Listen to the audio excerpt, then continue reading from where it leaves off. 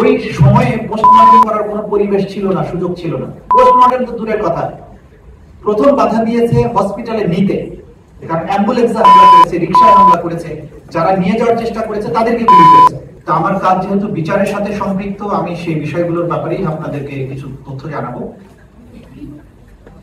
আপনারা অনেকেই বিচার কার্যের বাইরে যারা থাকেন, যারা বিচারের ব্যাপারে নন টেকনিক্যাল পার্সন, তারা অনেক বিষয় হয়তো বিচারের ব্যাপারে বুঝতে পারেন না। আবেগের জায়গা থেকে তারা অনেক কথাই বলেন, আমরা বুঝি যে এটা তাদের আবেগের কথা। যেমন বলা হয় 1 বছর হয়ে গেল, বিচার কেন হলো না, একটা রায় হলো না, করেন কি আপনারা?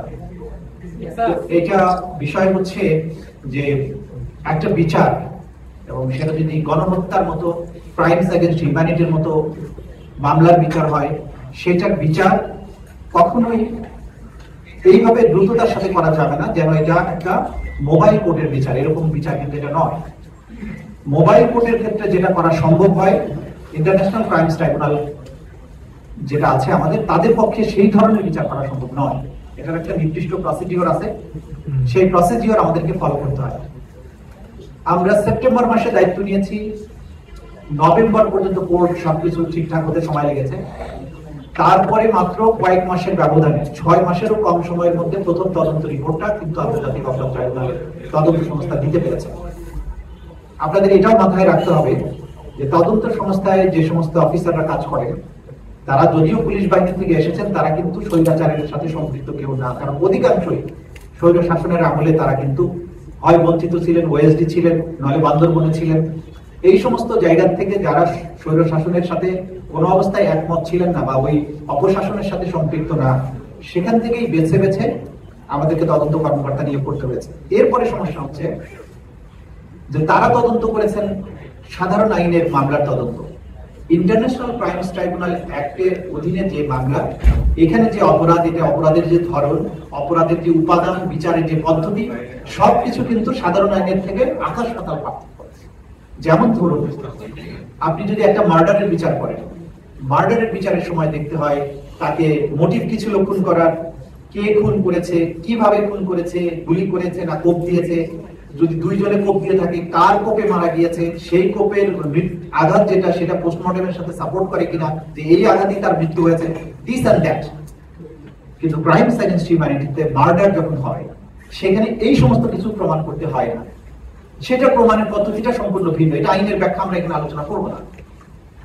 একজন মানুষ যদি একটা খুন করে, সেটার আপনি বের করলেন, কিন্তু যেখানে 1,500 মানুষ শহীদ হয়ে গেছে, সেখানে আপনি 1,500-এর মধ্যে আমার জানা মতো 4-5 জন বা 10 জন মানুষের শহীদের চেয়ে বেশি মানুষের কোনো পোস্টমর্টেম হয়নি। ওই সময়ে পোস্টমর্টেম করার কোনো পরিবেশ ছিল না, সুযোগ ছিল না। পোস্টমর্টেম তো দূরের কথা, প্রথম বাধা দিয়েছে হসপিটালে নিতে, কারণ অ্যাম্বুলেন্সে হামলা করেছে, রিকশায় হামলা করেছে, যারা নিয়ে যাওয়ার চেষ্টা করেছে তাদেরকে গুলি করেছে।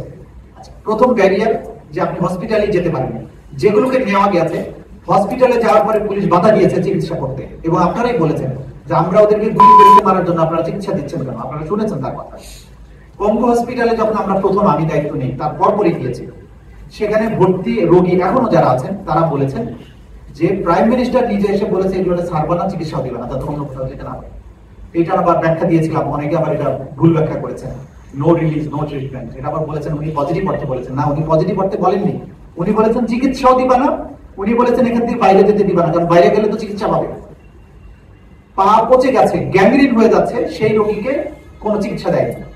সে বলেছে আমারে মাফ করে দেন, আমি চলে যাই, বাইরে যাই, নাহলে বাড়িতে গিয়ে মরবো, এখানে মরতে চাই না। না, বলছে না, তোমাকে যেতে দেওয়া হবে না, আমাদের সেই অর্ডার আছে, যেতে দিতে পারবো না।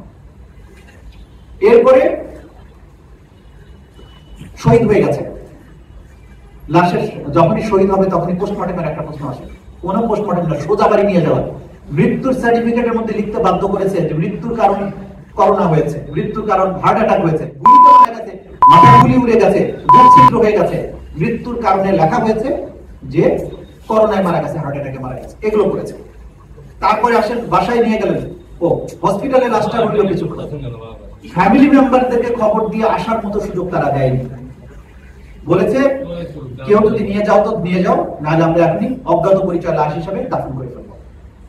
সেখানে শহীদের স্বজনেরা, তাদের সহকর্মীরা, তারা এসে চেষ্টা করেছে সেই লাশগুলো নিয়ে পরিবার বর্গের কাছে দেয়। অনেকের ক্ষেত্রে এটা সম্ভব হয়নি।